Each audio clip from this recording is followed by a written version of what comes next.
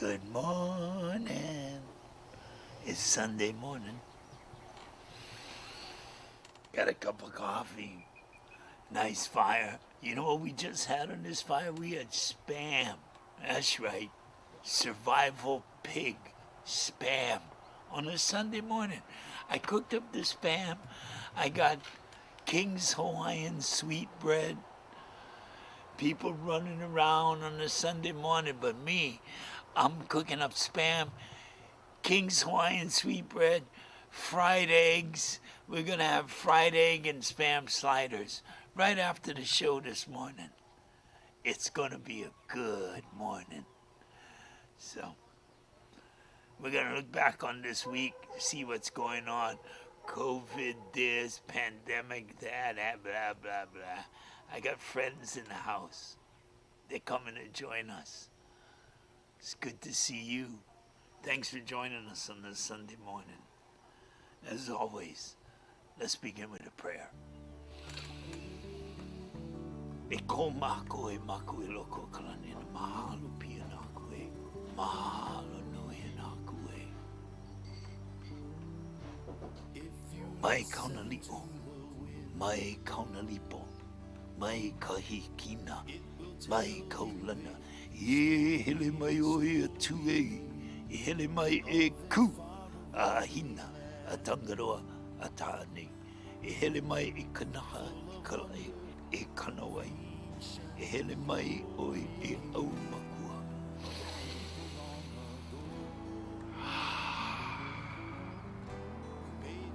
Mahalo ke akua, as above, so below. May it be on earth as it is in heaven. Please, give us this day and forgive us. Please, help us to forgive. Please, no temptation and no evil. Mahalo ke akua. May we be a blessing to each other. Mahalo ke akua. May you be a blessing to us all. Of the raping of the land, of prejudice and superstition, such things have no place in Pali.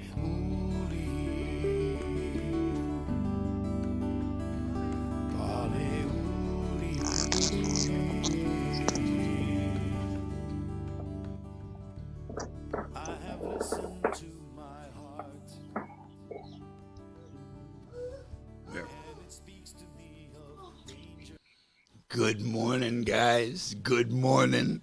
I wanted to start with just jumping in with the three of us here because, well, here we are. So was really great to see you yesterday, Polly. Good morning on a Sunday morning. And Ramsey, I'm sorry I missed you over there.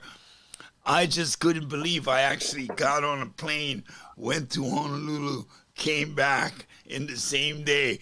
Right, and of course the TSA guys are, what are you doing? You can't do that. You gotta, and National Guard. I wanted to have the experience, right, which I did. I mean, the whole thing, roll up a National Guard is who you gotta see first, right? And they take your temperature.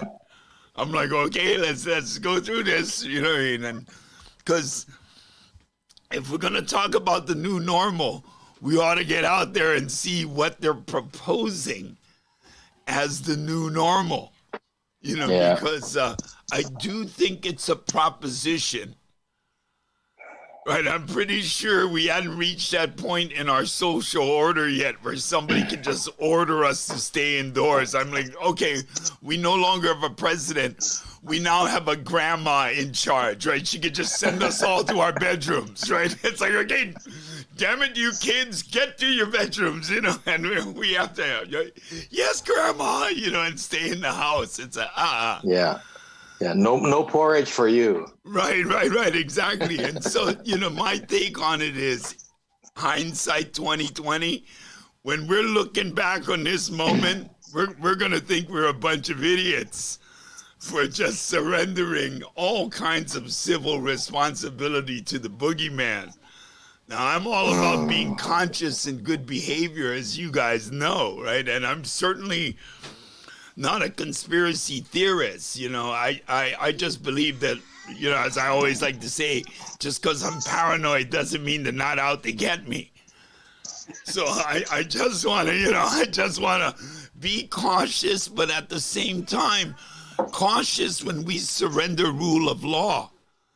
Cautious when we surrender civility in our social order. So I say that because this Memorial Day, people are getting restless. This is the weekend that's going to be kind of the litmus test, right? It's like, can you keep the lemmings in their cages, or do they flood out occasionally? And then if they do, what's the biological consequence of that?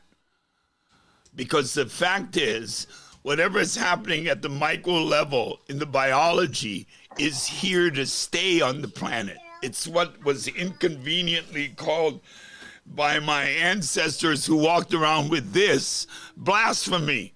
But today we call it evolution, right? So, right, knowing the intersection of science, and faith here on a Sunday morning, right? I'm wondering, do we have enough faith to survive into a future that the science dictates to us will be impacted by this microbe forward? So these protocols at the airports, the protocols in travel, these things may actually be here to stay with us.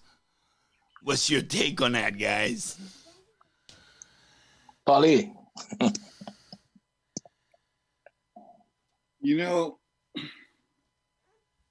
It's basically like a paradigm shift.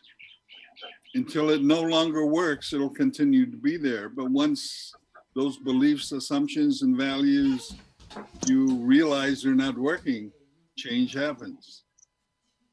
So we'll see. I think all indications there's a gigantic shift happening. So I think we either, like our ancestors say, when you can't sail against the wind, you adjust your sails. Yeah. So true. Yeah. Well, I don't know, Kalani, have you ever noticed that the same letters in the word martial law are there for marital law? And in one case you say yes dear, and the other one is yes sir.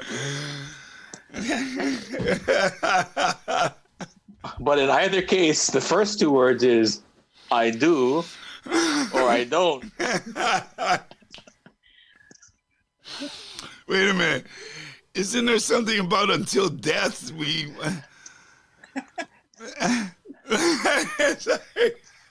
That's my point. Yeah, and in hindsight, many of us look back on that moment and go, what was I drinking?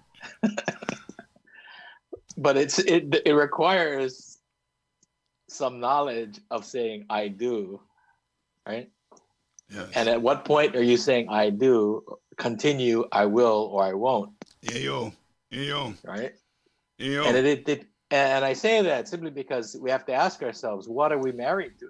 Right. Yo. Or is this a shotgun wedding?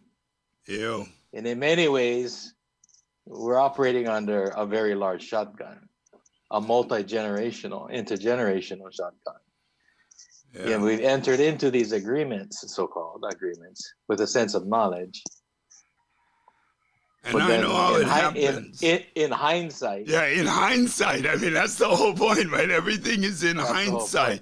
I mean, as you know, Rams and Pa, you might not know this, but I was once married to, a schoolmate of mine, a chum, as it were.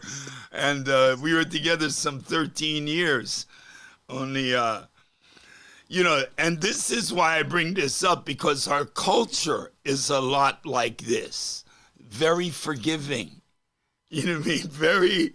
Very into allowing the other to exist as they exist, which can be mistaken for complacency. But that would be a mistake. Again, or compliancy. Yeah, or compliancy, right. But that would be a mistake. It's more of a matter of reciprocity and respect at the onset. We have no reason to think that you're doing this with ill regard, for our circumstance. So we're cooperating. But when we reach the point where the actions don't reflect the needs of our families or our communities, I know how we are as a local culture. We're going to react, It's going to happen. And I don't want governance or policymakers to make the same mistake they've made again and again in mediation and facilitation and any of the contact moments, which is they underestimate our reaction, the community's reaction, as compliance, as complacency. They don't realize we're being respectful. And at some point, they lose our trust. They lose our respect. Yeah.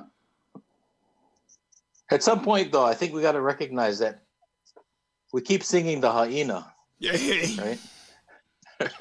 Right? It's like, and here's my story. Right. And everybody knows that verse, right? And everybody jumps in at the hyena. The real question is, does it have to be a hanaho? Yeah. Yeah. Right? Yeah. And right now, we're doing a hanaho.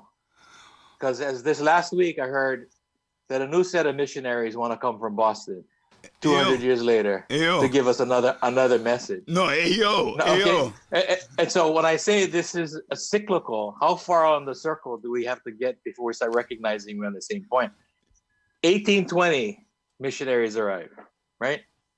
2020, a new set of Bostonians proposed to come here to give us, So all this so-called progress, 100 years, 200 years. We had food lines in 1920. We got food lines in 2020. Right? And we said, I do. Right. There is a form of compliance, right? There is. Right. So that would imply complicity. Yes, it does. I mean, whether you're informed or not. And that's kind of what the addiction is to a certain degree, right? Like what Paulie was saying. At some point in time, the paradigm, what is the paradigmic shift that's going to take place? But if you don't recognize it, you're too far away, you don't recognize that it is a straight line. Or you're only looking at the segment, when really it's a much larger. So 200 years has gone by. It's time to reverse the curse, right?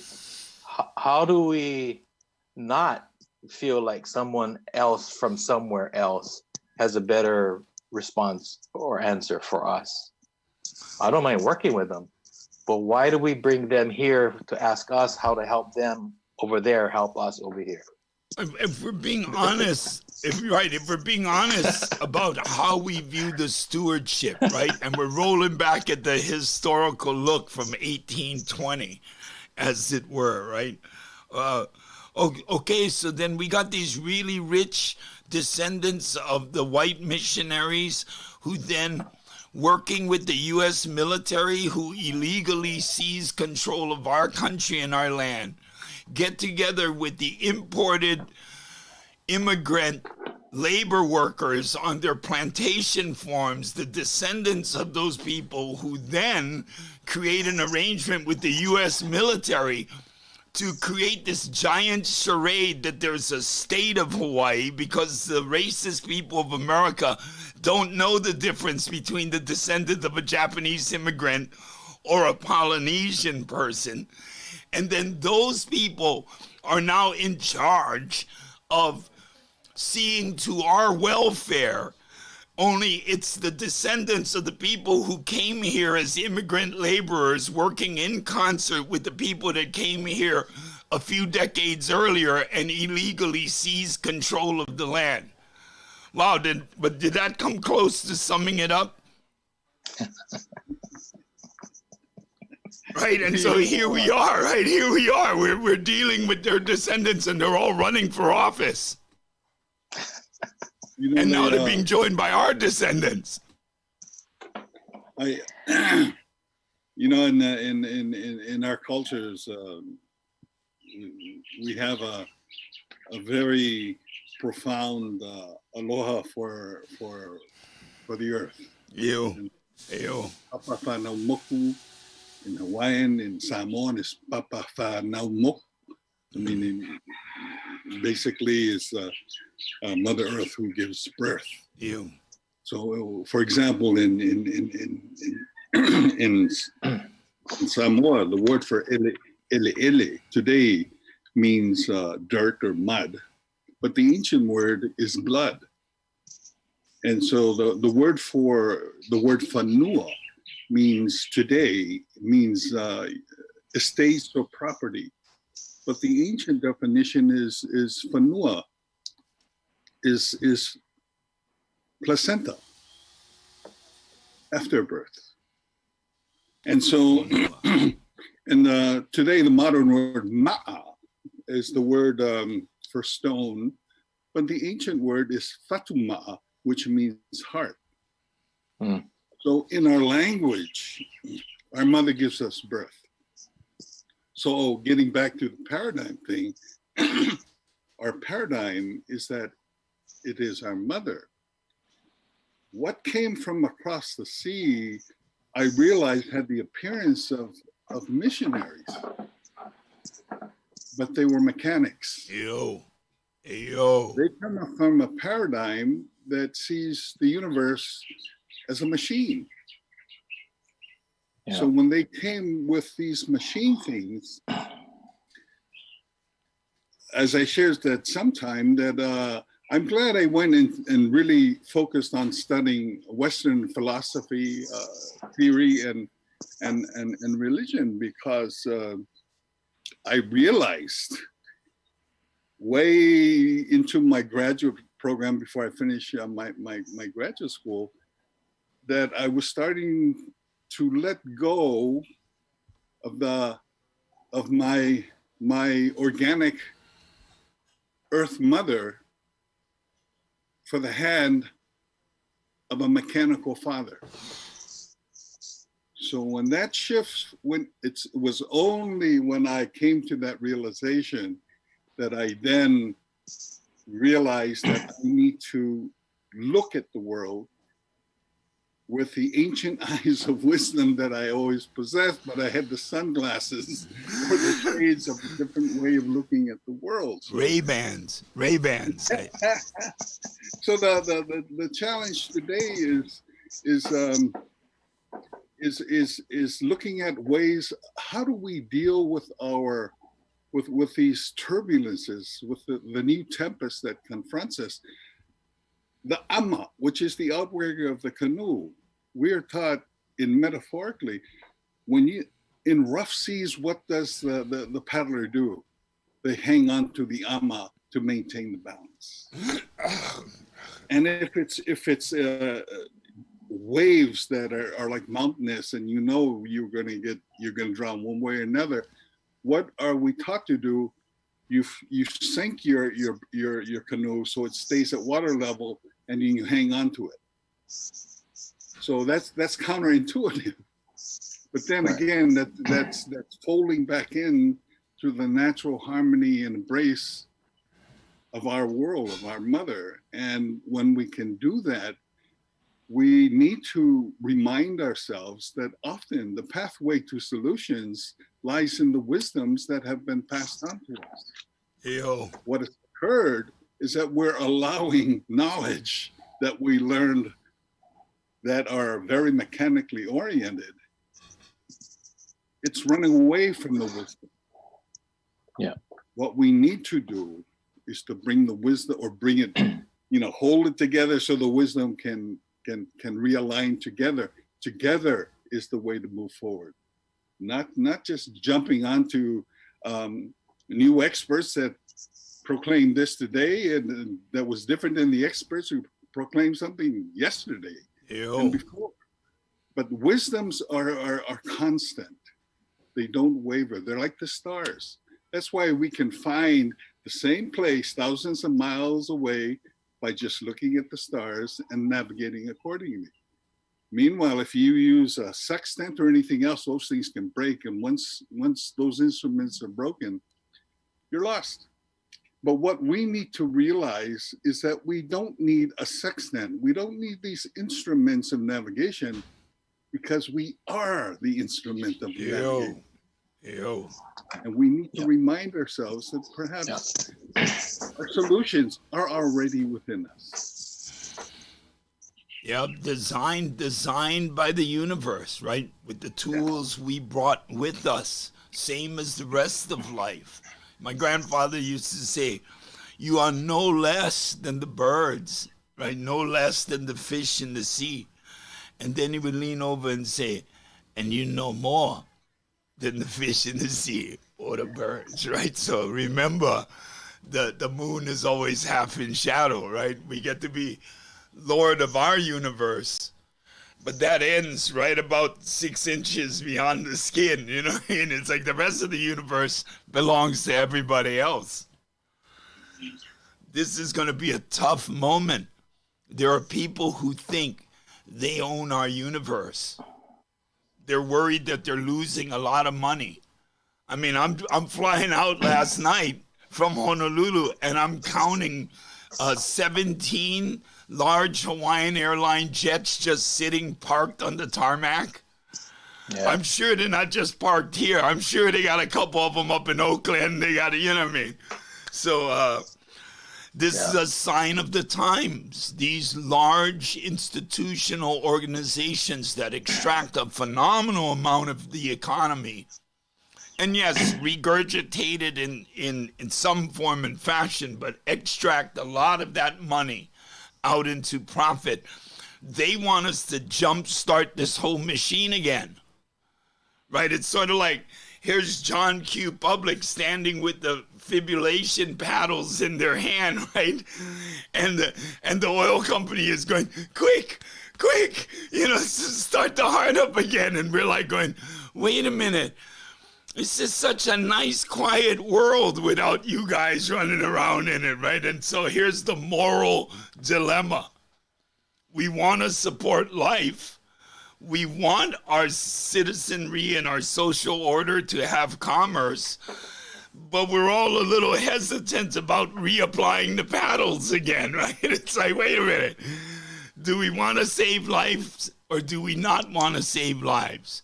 And which course of action saves lives? Right. Well, and also if you're going to say that with the caveat that there are such things as acceptable losses, then we have the scenario where, Polly, you remember this one, where guys were actually shocking people on the other side of the room because they were being invited to do so. Yes, exactly. Right? Right. And because that was the thing to do, they're okay. We are now asking one another to shock one another. Right? Are you saying those guys were complicit with the experiment, that they were just simply complying? Well, I mean, it's been done before. I'm just following the rules. Right? I'm just following order. But I think what Paulie was talking about, we're still in that mind frame. Right? Yeah. And it's the old terminology. The fix is in. Right? The fix is in, which really says the mechanics are still running the machine, because they see this as something's broken that now needs to be fixed. Right? And so consequently, the fix-it model is always up there. So when the machine breaks down, whether it's the Mark 1, the Mark 5, or the beta test, they still go back to the same manual that says the people are broken, so therefore the machine needs to be fixed. right? They're using our brokenness. We're not broken. We need to be healed. To Pauli's point, right? You heal the people, heal the land. Yeah, maybe you can fix the economy. But the reality is, it's all a fix. Yeah, thank The you. fix. The fix is in, right? No, I'm with you. And thanks, Charmaine Bugado, for those comments. I mean, I'm watching that right there. And I think that's where the conversation is edging around to her comments. All right. She was first earlier saying about, I don't understand government's involvement in marriages in the first place, right? On that remark. But then, you know, she is regarding that natural law does rule our world. And the people's rules that are not good. But I think you just addressed that. It's that perhaps the people need a healing, not to be fixed, right? But to be healed, to feel whole and connected again, and to feel that they're part of something greater than the dismal 6 o'clock news that they put on every night, right? I'm thinking about C&K all of a sudden, you know, 6 o'clock bad news is on every day, you know what I mean? That song's from what, 40 years ago? So the broadcasts have not changed that much. I remember in my mind, Ed Morrow warning everybody against the misuse of media and the misuse of television and how it shouldn't be commercialized, how this should be a great communication and learning tool. That's not what happened. Instead, the public money that was given to begin the 3 major stations, the National Broadcasting Company, right, the Columbia Broadcasting Network, and you know, these were publicly funded efforts that ended up turning into hundreds of billions of dollars of lucrative private profit. Wow, that's the story of America, right? That's the machine they're wanting us to start up again. And I'm saying, if we don't do rapid planning, good outreach, good intake, you know what I mean, from the community quickly, these private sector entities with their quick movement in the background are going to concretize what they see as the new way back to a healthy society. Yeah. Well, you know, in the classroom, we tell the students, normal on the curve is a C. Right? Thus, the word normalcy means you're average. So if the old normal was as bad as we say it is the new normal a C minus or a C plus? Because what we really need is abnormal. Yeah, exactly. Abnormal is correct. We need abnormal, not new normal. Thank you, Mel Brooks. Right. So my concern would be that we're all going to wake up with those eyes one morning and say, we're back to average. Right? So if we're using we're rushing ourselves back to average. I was thinking we're rushing ourselves back to a D minus, you know, because what I was looking at was degrading. It was, degradatory. Exactly. So if previous to this, as Pauli said, if the nose of the canoe is already underwater, right? We're working hard to get back there again while the waves are coming. Yeah. I think it's a pretty simple prediction about where we're going to go, right? We had people who are already paycheck to paycheck.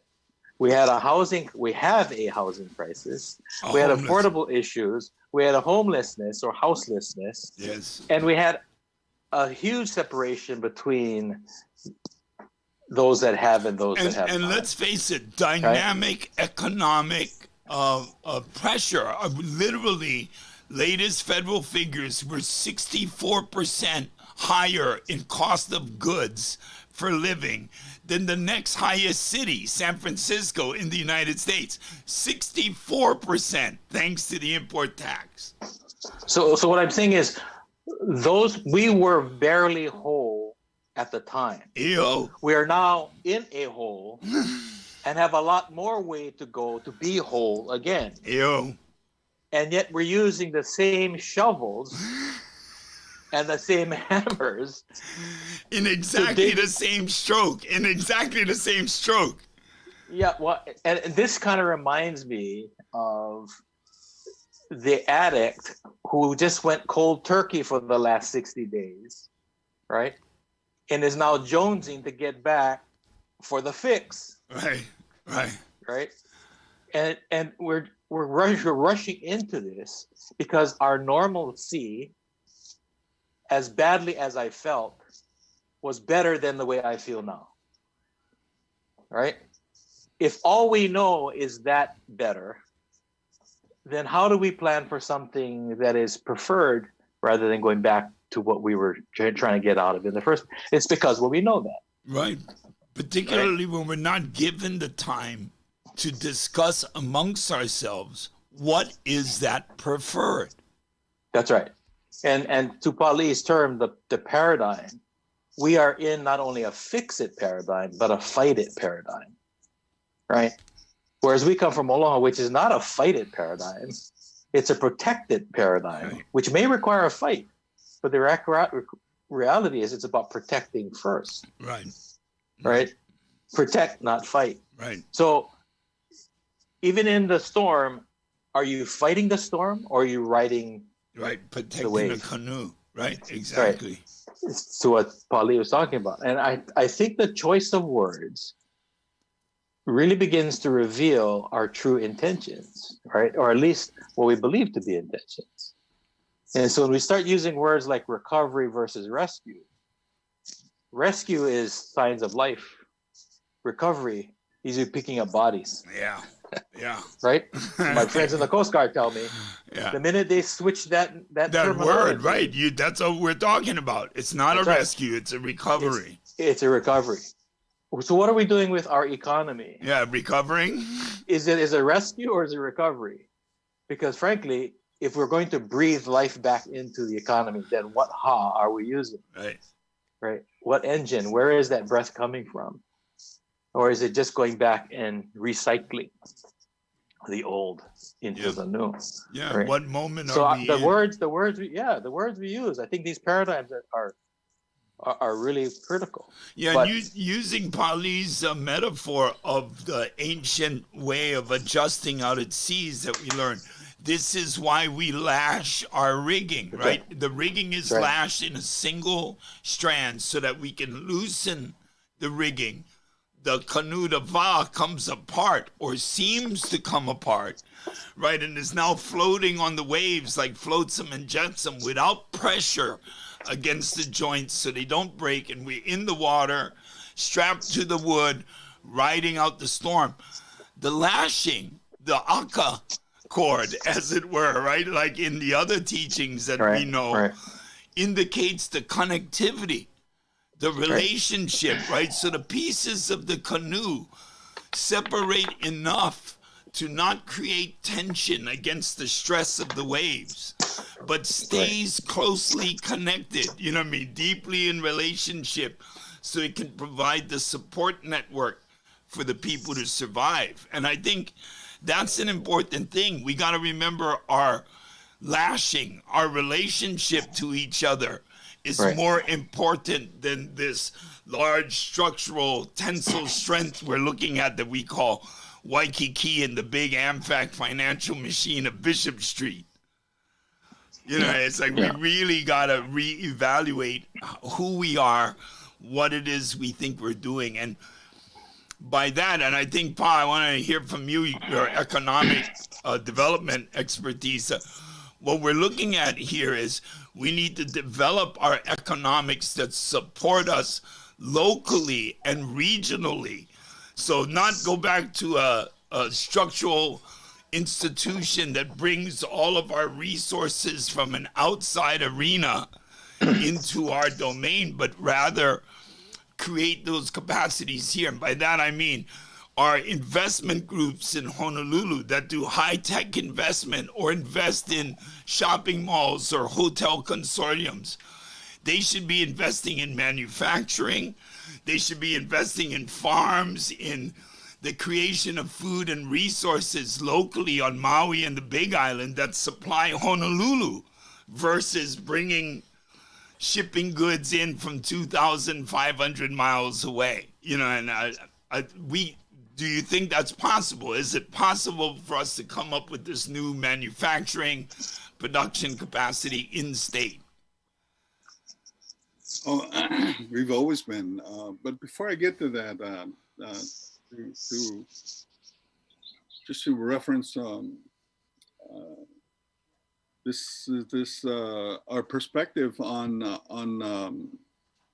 our organic worldview, so to speak, is that we need to understand, and this is why it's so difficult to many of the younger generation who have been educated in a system outside of our traditional setting, that we need to understand that the language of our people is metaphoric. It's allegory, it's simile.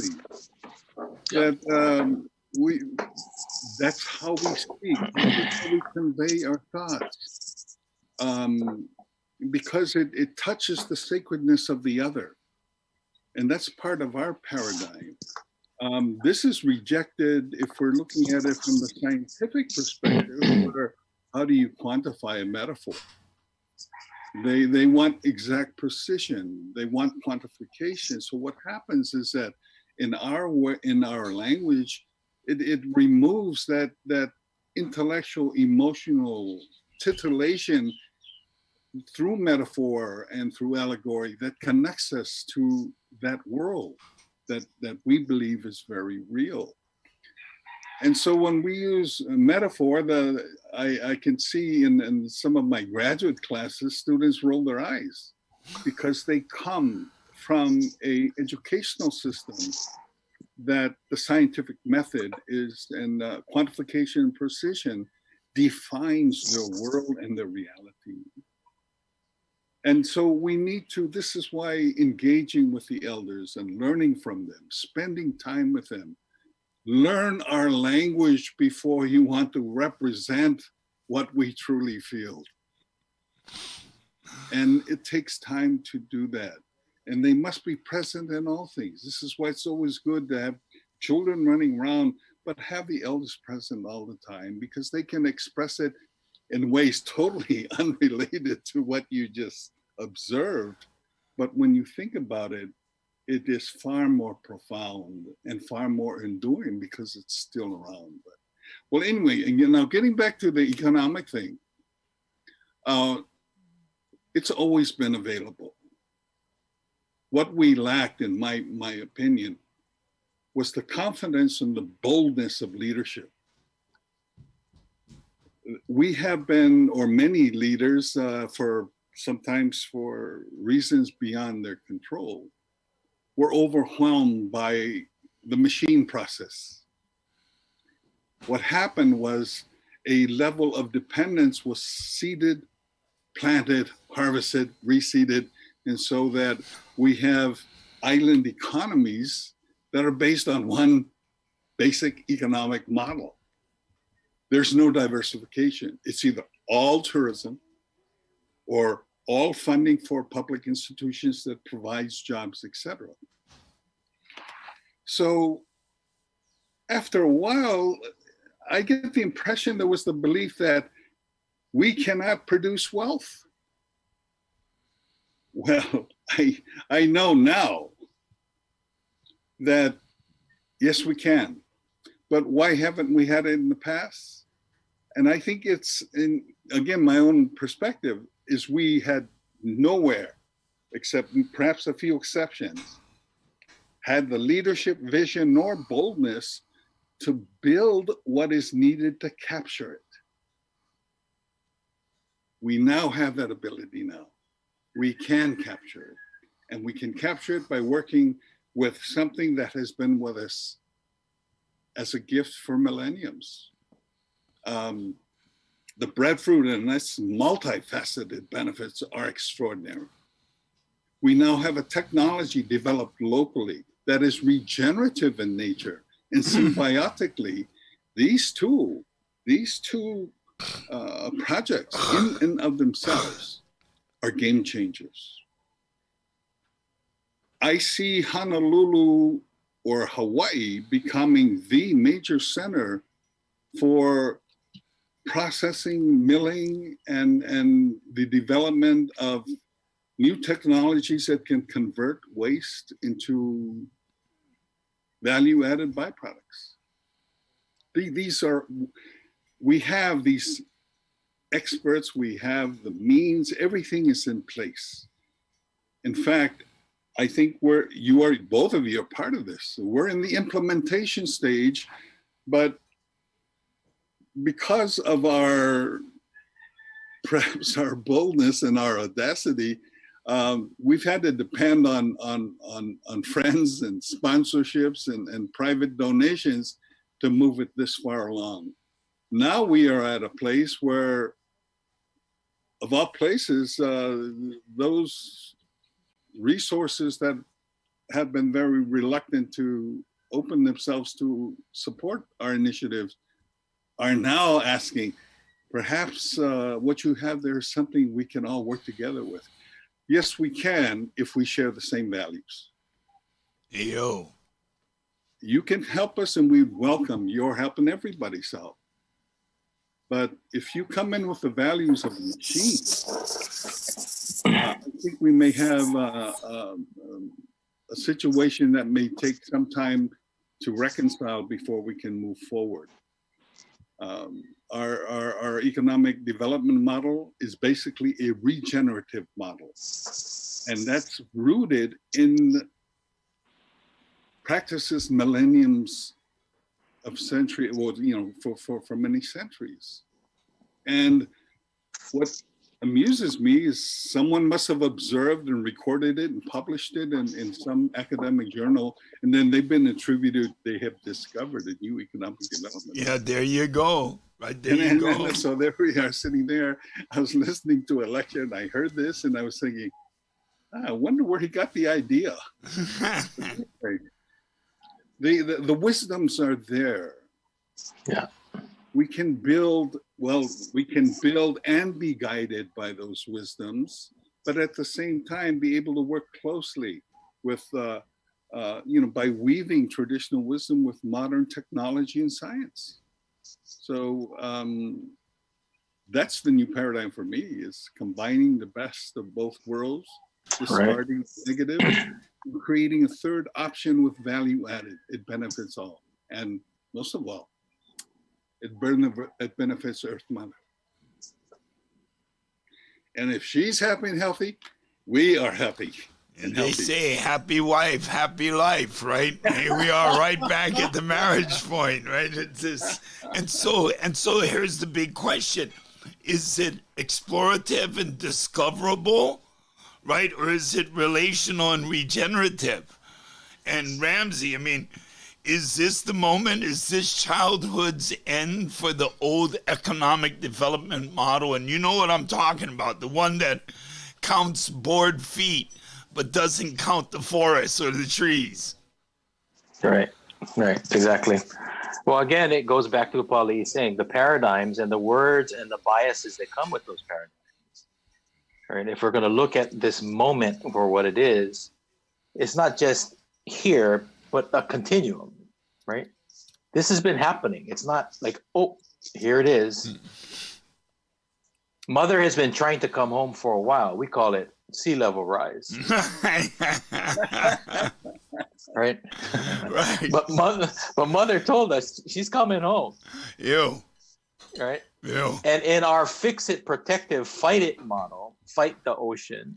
Right. Right? We've kind of reversed it where we should be embracing it in the way mother embraced us when we were ill. Ew. So mother's coming home is being seen as an attack when really we are ill and she's trying to hug us back to health. And we've all seen it. right? I mean, all of us have heard to when you're ill, go down to the ocean, Yeah. right? What is one of the first things that we got disconnected from once all of this madness started? You cannot go to the ocean. Right. Right. Not only that, Paulie is talking about touch. This thing is all about touch. Aloha is that one thing that touches your heart and touches other people. Yo. Right now, in order for us to stay in touch, we've got to become the Brady Bunch and sit in a box and look at one another. Or put on rubber gloves. Yeah, I mean, so everything that was about the human condition, which is about touch and being hugged, we don't get to do that anymore, right? We're being the preparation for the disconnect to stay connected. Well, you know, if I put on the face mask, I put on the rubber gloves, I put on a condom. There's no reason for contact anymore, right? The whole thing is like being with a robot. Prophylaxis. Hey, I'm telling you, this is where we're heading. Are we comfortable with that as a society? That's my point. So it's very insidious because it slowly creeps up on you, right? I mean, look at one of the first things that happened when they opened the doors on Saturday. We had 250 rescues in the ocean because people forgot how to swim. Yeah.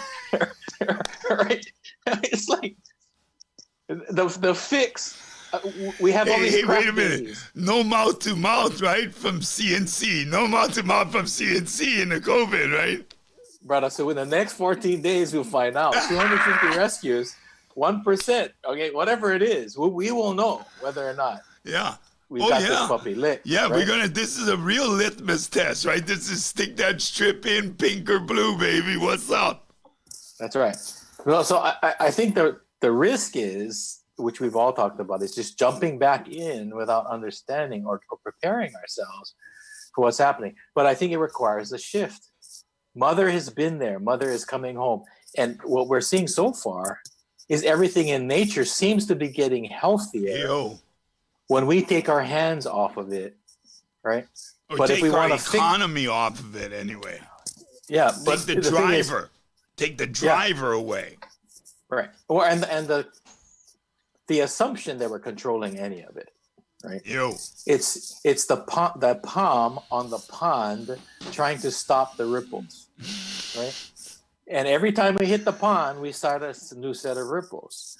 This is a time for us to back off a little bit, so we can start seeing what's at the bottom. Let the water go. Let the water clear. Yeah. Either that, or we get the kukui nut and start spitting out. But at some point in time, we either step back or step up. And how do we step up if we're operating from a different paradigm? Right. And that's the problem. You know, we're coming at the hole with a shovel. It's like that's the tools that we've learned. And unfortunately, we have to ask ourselves, how many generations of us have been born into the matrix? I know, but so we don't recognize it. Right, but we're running back, being innovative, and the new fixes we're coming with a hoe. Oh no, a pickaxe. Oh no, a hand trowel. You know what I mean? Whatever. We're still digging, fellas. We're still digging. We're still digging, right? And that's the first thing they say when you find yourself in a hole. Stop digging. Right, exactly. And that's all we're doing. We're bringing in more shovels. We're bringing in bigger shovels. We're bringing in backhoes.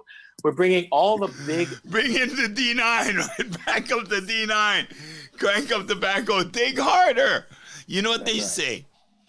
And I heard this first down on Smith Street. If at first you don't suck seeds, suck harder. You know what I mean? So, you know what I mean? And I was like, whoa, now that's an honest evaluation of your progress, right? It's like, and that's what we seem to be doing here. And it's like Holland and the bad economic development. My two lips are getting tired. You know what I mean? I'm through sucking, right? It's like, we got to figure out something else. We got to take our lips off the pipe. You remember the old days where, hey, bro, no suck pipe when the water comes. Stop putting your mouth over the hole. Take your lips off the pipe, brother, and let the water flow free. You know what I mean? So everybody can catch some in their hands. And that metaphor of water, I'm afraid when it comes to Honolulu, is a little bit closer to home in the economic development than we like to think. Yeah. I mean, I see attempts at agricultural development or talks of it surfacing in the last week and a half from our USDA or our CUNIA ag boys. I'm sorry, they had 50 years. 50 years of their agriculture brought us bad genetics, IP arguments at the university, glyphosates. I mean, you know, these are the boys that brought us Agent Orange. I don't know what we're doing listening to them around what is good biology. Yeah. Well, I think we've got lulled into this sense of mediocrity because of a lack of pain, right? Ooh. I mean, we've set up a system that is pain averse, which also means that when you feel the greatest amount of pain, we're going to go there first. Right, to the system. And that's exactly what's happening now, where we're feeling the pain at the greatest spot. Now we go there, knowing very well that we could have avoided that pain had we done these other things, such as invested in agriculture before. Right. Well, what we do is we call it when the boats don't come, right? It's like we call it some amorphous, you know, sort of abstract thought, but really what we're talking about is the economic machinery of the islands that keeps us on a subservient, dependent economy for control. I mean, we really should talk about it as it is. And the definitions that we choose to hold on to, such as a rainy day. Right. We have money moving into the rainy day fund. Right. While people are being flooded by debt. And yet we can't make a connection between the rainy day fund and getting these people out of the floodplain, right? Yeah. Somehow that metaphor is not connected. Oh yeah, we can. Vai is the rainy day. Right. I mean, let's face it. I don't know if it's just me or the fact that I've become very comfortable in my mortality, but this is the oldest trick in the book, guys. Taking the money, sticking it in the bank, and then stealing the interest. You and your rainy day fund. You know what I mean? That shit's been going on in our state, you know what I mean, since statehood began. And that's part of the problem. We need to call these guys out on it. Because, hey, everybody, the interest that they make on the money when they hold it, it doesn't go back at the general funds. No. In fact, somebody might say it goes into retirement funds. Right? So, I said it. It's like, you know, homeboys in Honolulu, and we all know who they are. And since you guys live on Oahu, I ain't going to jeopardize you by having you comment on these remarks. But, you know, them boys know where I live, and that's why I live in the country and live in the district and the county that has the most amount of guns per household. So it's like, yeah, also the highest number of retired PhDs. Also the highest number of retired emergency service workers, firemen, and police. So there's something about where I live. We know what's going on. We're paying attention. And I'm saying in Honolulu, where the numbers, the pressure is as great as you know it is, 900,000 people, 60 miles across the island. You know what I mean? Way too much human activity for the amount of fresh water and food on the island. So this is something that we really should be addressing as we talk about our rebuild, right? How do we build localized capacity? I'm suggesting the emergency relief could come from Maui County or the Big Island County. If Honolulu investment money takes this moment to see that we could be investing in a multiplicity of farms and goods, manufacturing, whether it's food like slaughterhouses, meat packing companies, egg farms, dairies, cheese making, wine manufacturing. There's so much that could be happening that we purposely avoid so that we can invest in a tourist economy that requires us to bring shiploads of goods in to sell to these tourists the same Doritos that they could buy at home. Same Doritos, right, that they could buy in Kansas City. They're flying over here 4,000 miles to leave their $300 a night hotel room to go buy the same Doritos and drive around in a rent-a-car. You gotta be kidding me, right? Surely we have smarter individuals in this state. We can think of something more creative to create life-giving capacity for our families. Uh-oh. What do you think, Polly? Cat I see him thinking. I think it's really also important to really look at this word change, because I think what we are proposing is not necessarily a change per se, like a radical change where the machine is broken, you can fix it immediately. We're talking about a transition. Right. The transition takes time. The challenge is how much time do we have within that moment to transition. Right. When we talk about transition, what's fundamental to a transition, it's an organic perspective where there are a lot of healing that has to be done. And this can be done. We have the people resources that can do it. We're working in much closer alignment with Mother Nature. And I think we have the will, the means, and the emerging leadership to make it happen. That's so true, Polly. Sorry, I was reminding everybody why it is we do what we do, right? It's like that's the reason right. we shouldn't roll over and give up to the machine. The world we leave to these guys. This is Sophia, and there's the June bug, peek in. Right, the world we leave to these guys should decidedly be better, right? If it's within our power to create a better world, then what are we doing, right? If we're just are we compliant?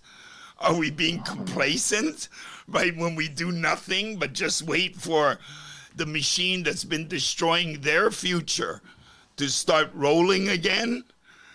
Right, literally. Right. I mean, we stopped this behemoth that was about to destroy their lives. It just got stopped by a tiny microorganism.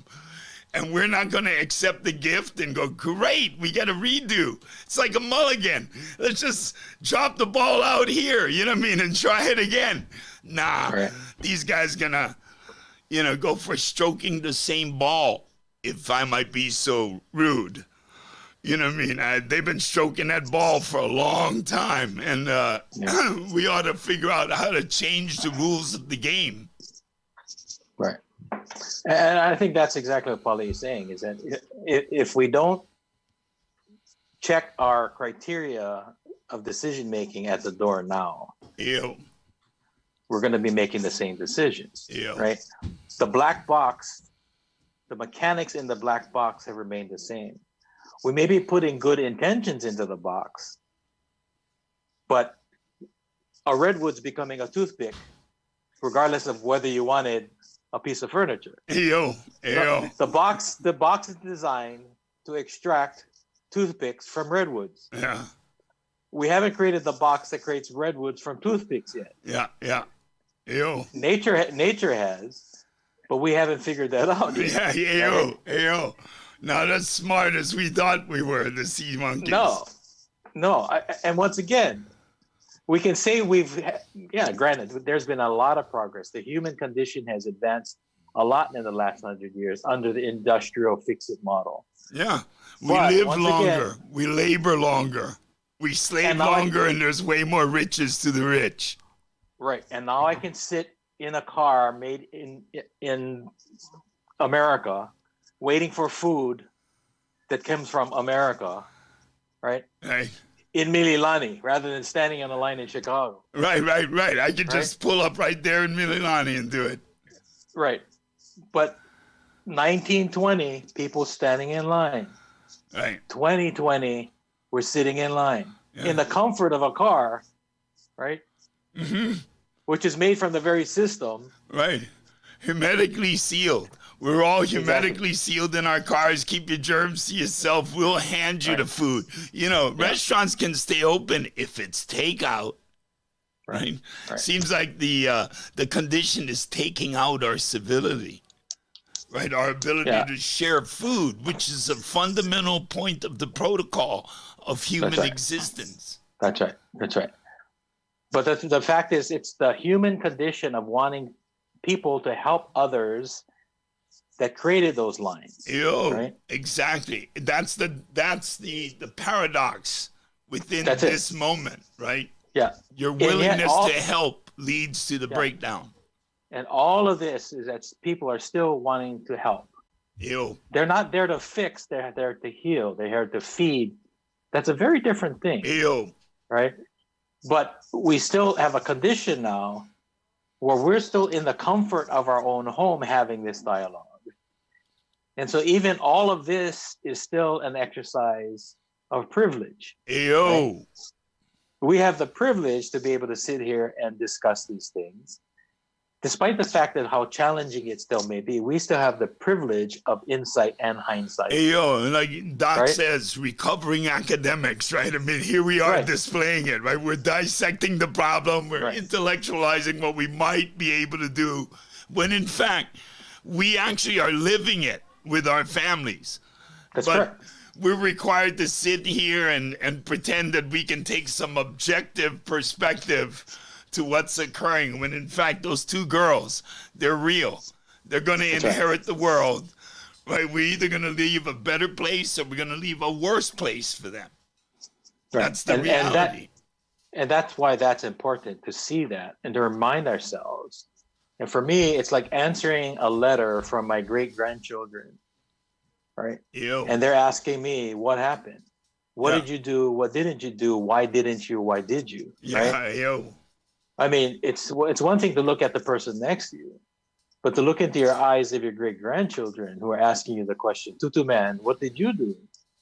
Or what were you thinking? Right, exactly. Right? Exactly. You mean there was a time when you actually took stuff out of the ground, put it in a car, put it in the air to put it back in the ground so we could eat it? What? Right? You mean there was actually a time you used something that could explode and you rode around on the explosive devices to get to one place or another? You mean there was actually a time that you actually picked up the phone and called one another? I just couldn't think about you anymore? Yeah. I think this is a question of what's absurd. Right? The absurdity of 2020. Normal in 2020, right? It's just look at the presidency. This is not normal, right? This is not normal. The epitome of presidency. Right, exactly. With all the advocacy that we got going on, right? It's like, phew. Yeah. I'm telling you. So, I mean, I think that's the backcasting perspective, right? Hindsight. Is hindsight, right? Is to be able to go back out far enough to look back and say, what did we do differently then that created the new condition that they're in now? But we need that hindsight. We need that input from the future. We need to remember the future as we do what we're doing now. Yeah. And not just forget the past, but remember the future. Yeah. And I think we can do that, but it requires a different shift. It requires to ride the wave a little bit different, to set ourselves differently, as Pali was saying. Thank you, brother. Thank you. Gentlemen, thank you again for a great conversation on a Sunday morning. I mean, nothing lifts my spirits more than us egging each other on about what's possible or where we could be going. And, I'm an old community agitator. So, and this is the thing, right? You take that sand, you stick it in under the oyster's lip, and you agitate it just enough so we can get moving on the pearl, constructing that pearl, hopefully for our grandchildren. You know what I mean? Something we can leave them in the Pacific, a unified vision of Oceania. Pali, give us the homegoing wisdom of the day. Well, rather than screeching at the dark, light a candle. Yeah, baby. That's what I'm talking about. Kukui. That's what we all should be about. Standing up, lighting a candle, being there for our families. Thanks for being there for me, fellas. I appreciate it. I'll see you next Sunday. I really like staying in touch. Aloha. Yo. Aloha.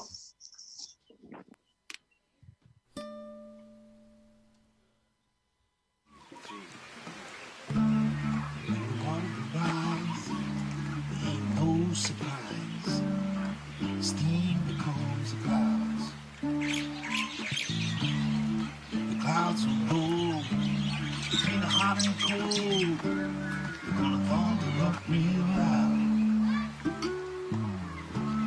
Then the lightning will flash, the wind will slash, clouds up even more.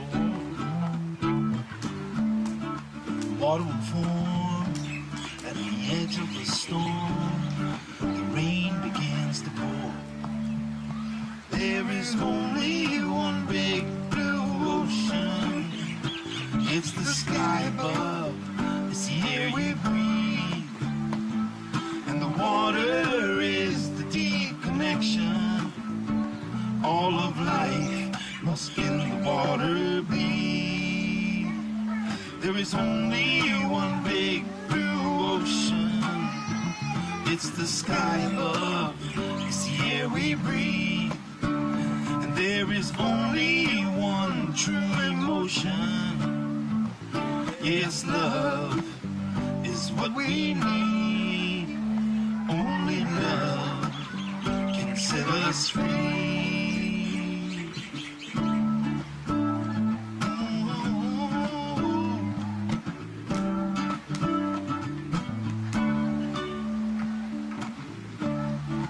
Water will rush, the ground will push, the little teardrops to the sea,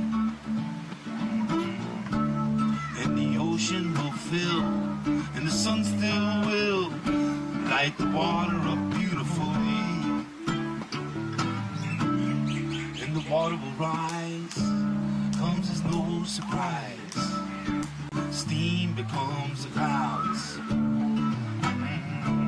And the clouds will give what we need to live. Let the raindrops sing out loud. There is only one big blue ocean. It's the sky above, it's the air we breathe, and the water is the deep connection. All of life must in the water be.